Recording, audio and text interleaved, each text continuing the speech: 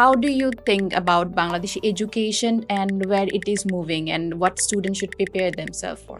National কারিকুলামের syllabus বলেন যাই বলেন সেটা কিন্তু অনেক ভাস্ট এবং সেটাতে আসলে পড়াশোনার ব্যাপারে তারা কোনোভাবেই পিছিয়ে নেই, রাইট? তারা এসএসসি অ্যান্ড এইচএসসি লেভেলে তারা আসলে একটা ভাস্ট সিলেবাস শেষ করেই তারা তাদের ডিগ্রিটা অর্জন করছে। যেই প্রবলেমটা রয়ে যায় সেটা অ্যাকচুয়ালি রয়ে যায় হচ্ছে ল্যাঙ্গুয়েজ প্রফিসিয়েন্সির ব্যাপারে।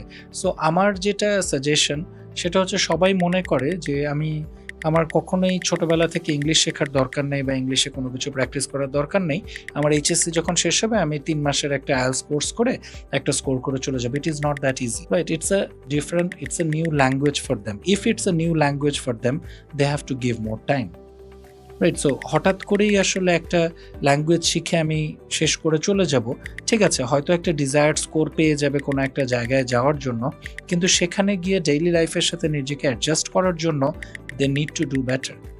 সো আমার যেটা মনে হয়, এই ন্যাশনাল কারিকুলাম স্টুডেন্টদেরকে আরেকটু আগে থেকে তাদের ইংলিশের ব্যাপারে কনসেন্ট্রেট করা উচিত।